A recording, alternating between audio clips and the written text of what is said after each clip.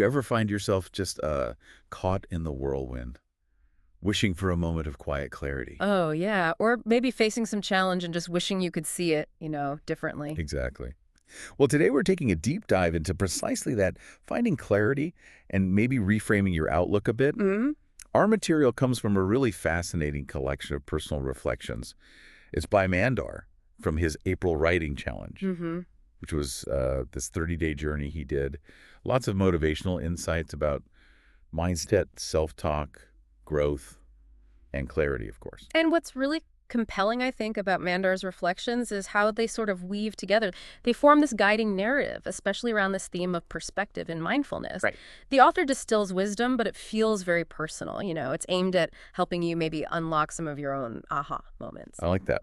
So our mission today, then, is to unpack Mandar's core ideas on, well, cultivating that inner stillness and learning how to consciously reframe your world. Yeah. Think of it less like a summary, more like a guided reflection, maybe, insights you can actually use. Definitely. And Mandar kicks things off in one post with this really powerful image. He states, "The mind, like water, becomes clear when it's still." Okay, that idea. The mind becoming clear like water, that really resonates. Mm-hmm. But let's be real. The modern world feels like it's designed to keep our minds anything but still, right? Mm. How does Minar sort of square that daily chaos with finding clarity? That's exactly where his practical wisdom comes in. He talks quite powerfully about what he calls the trap of overthinking. He Ah, even shares his own experience, pushing really hard for solutions, only to find clarity just wasn't coming. He really emphasizes that clarity rarely arrives through force. right, you can't muscle your way to it. Exactly. He uses this great analogy of the mind as a pond. When it's stirred up by worry and rushing, it's cloudy. Makes sense. But when you allow it to settle, just let things be for a moment, clarity naturally returns. He suggests stillness isn't about doing nothing, it's about creating space. Space? Okay. Yeah, space for the right things to emerge. It's like um, a deliberate recalibration. And he gives practical steps too, right? Not just the idea. Oh, absolutely. He calls it an action insight. He suggests clarity often shows up when we just stop chasing it so hard. So what does he suggest? Like meditating for hours? Not necessarily. It can be simpler. He encourages things like integrating deep breaths into your day, finding just quiet moments, or even really short pauses. It's about letting solutions bubble up naturally when you step back. Okay, I can see that. So stillness helps us find the clarity, but what about when we need to, act or react to things? Where does perspective come in? Right. So Mandar then turns our attention to how we actively shape our world. He uses this fantastic metaphor. Perspective is a paintbrush. Use it to color your world wisely. Paintbrush, I like that. Yeah, it's not just like simple positive thinking. It's recognizing the real agency we have and how we frame our experiences. Even when the facts are, well, tough. Especially then, he challenges us to think about how, say, a professional setback could be viewed. Is it a devastating failure? Or maybe a valuable redirection? The situation hasn't changed, but our view of it can.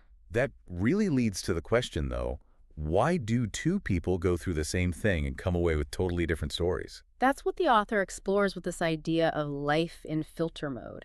He observes just how much power we have in choosing our lens, Our filter, yeah. Exactly, how our chosen perspective acts like a filter, and that fundamentally alters the reality we experience. Mandar really digs into this power of reframing, doesn't he? Hmm. Showing how even when things outside us won't change, our internal story is totally ours to write. Precisely. He gives examples like approaching a difficult conversation, maybe not with dread, but with genuine curiosity. It's that shift. Just that shift, he suggests, can change the whole dynamic, soften the picture, maybe brighten its colors, as he puts it. It changes our experience of it. And he makes it personal, too, I gather. He really does, and I think that's what makes it stick. He shares his own journey of, as he says, repainting his story, choosing to find growth where he once mainly saw loss. Wow. Or learning to honor uncertainty instead of just fearing it. He really drives home the point that you truly hold this paintbrush, it's in your hands. So when you put these two ideas together, the stillness and the perspective. Yeah, it's quite transformative, isn't it? Embracing stillness to find clarity and then consciously choosing your perspective to navigate the world. These aren't just abstract concepts, they're practical tools. Definitely tools. So as we wrap up, what does this all mean for you? listening right now, maybe we can leave you with a thought. Yeah, What grayscale story in your own life might you perhaps begin repainting today right. using that perspective paintbrush? Mm-hmm. And alongside that, where could you maybe invite just a moment of stillness today? Just a pause to let some clarity surface? Good questions to ponder. Absolutely. And Mavinder's broader mission with his work at empath services, it really comes back to these core ideas, helping people reframe, refocus, and rediscover their own power. So these insights, they aren't just for thinking about, they're really an invitation to act. Maybe pause after this, perhaps journal a bit, or even just take one small intentional step towards your own clarity and growth today.